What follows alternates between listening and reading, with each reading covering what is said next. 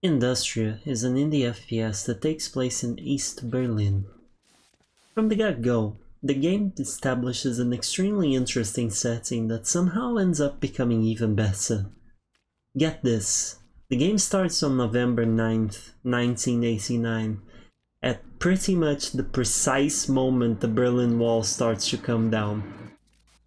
Your character, Nora, gets a late-night call from a co-worker called Walter, who claims that something called Atlas is out of control and he's gonna put a stop to it.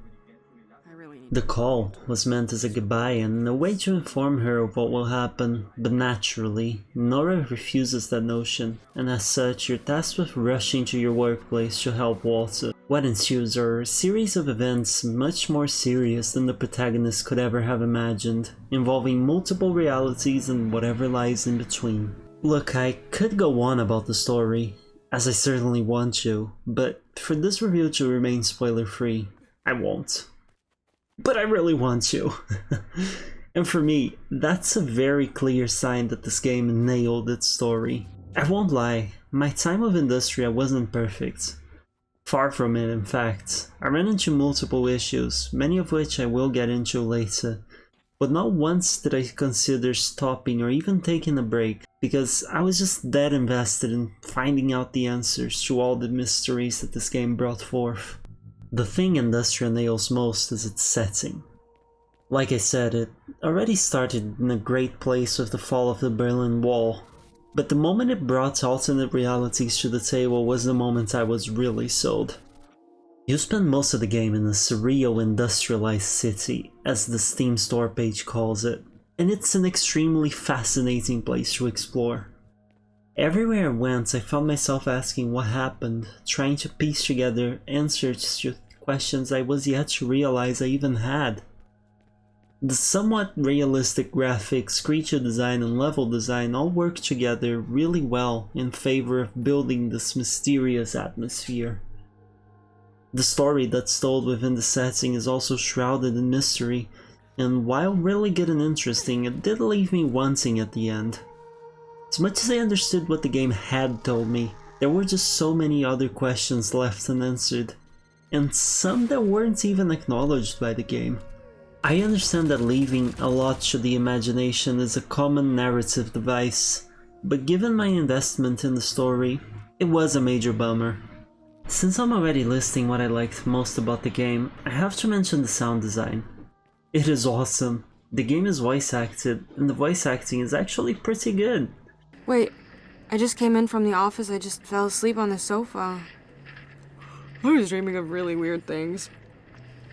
Are you still in the office working? Yes, I saw you leaving. Listen, our central processing unit, Atlas, is out of control. I just discovered parts of it all over our servers.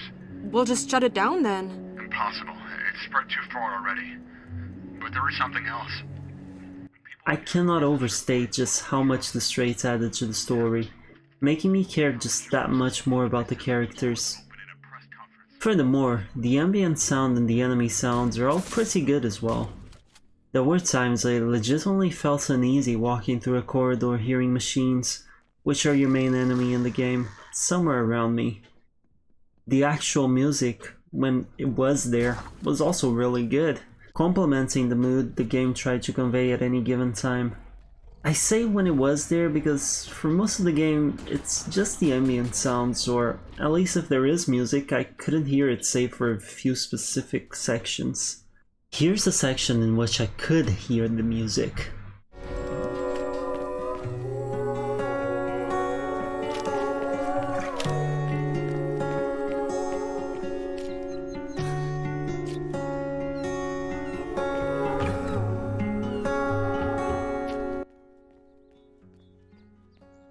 In terms of gameplay, the game is about as straightforward as you can imagine. You get guns, you shoot, and you occasionally get very easy puzzles to solve. The game doesn't throw waves and waves of enemies at you, but instead uses them somewhat sparingly, with quite a few sections lacking any enemies at all.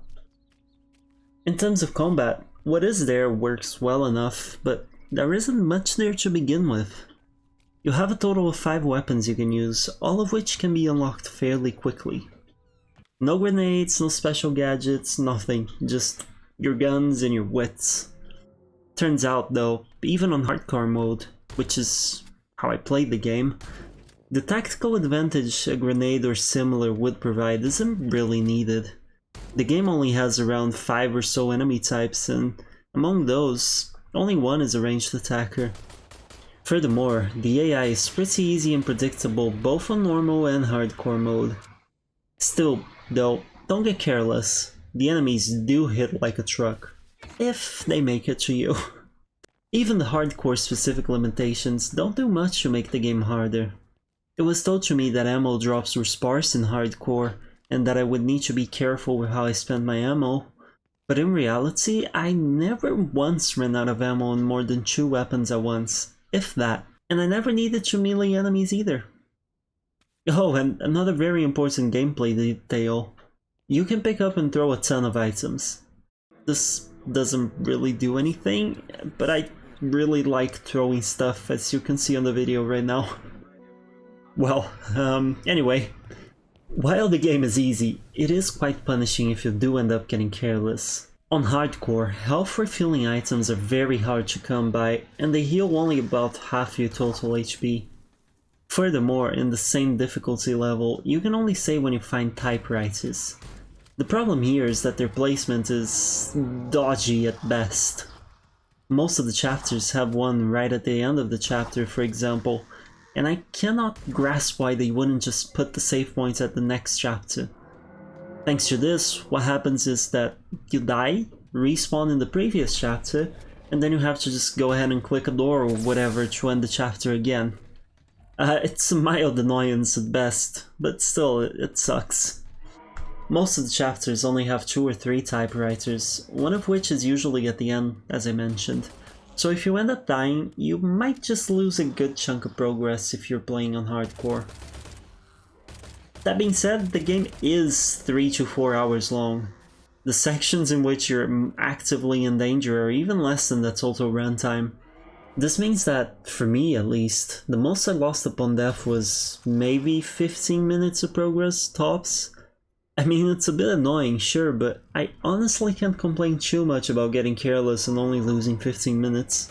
I've dealt with worse. I've seen some complaints about the 3 to 4 hour playtime when it comes to the $20 price tag, but I'm a guy who values a good story above all else, so to me, the setting and story alone were well worth it.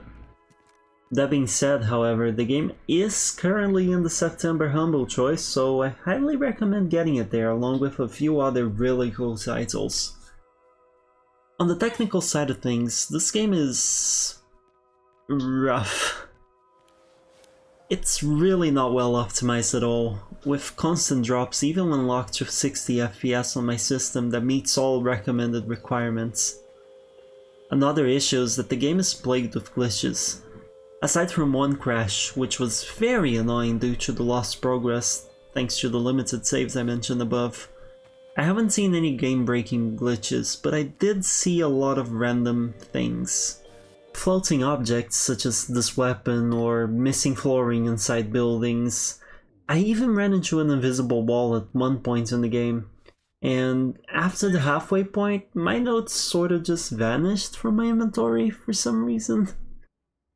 But while all of this was frustrating, none of it really mattered because I was just that invested in the story and lore. All in all, I'd say Industria is worth your time if you're willing to put up with a bit of jank. Just don't go in expecting a super involved FPS with crafting, upgrades, perks, leveling. Industria has none of that. This is a narrative-focused experience that happens to have guns. And when viewed under that light, I can safely say that it excels at what it's trying to do. Well, thank you so much for watching. If you enjoyed this review, if it was useful to you, please do like the video and subscribe to the channel as it really helps my growth.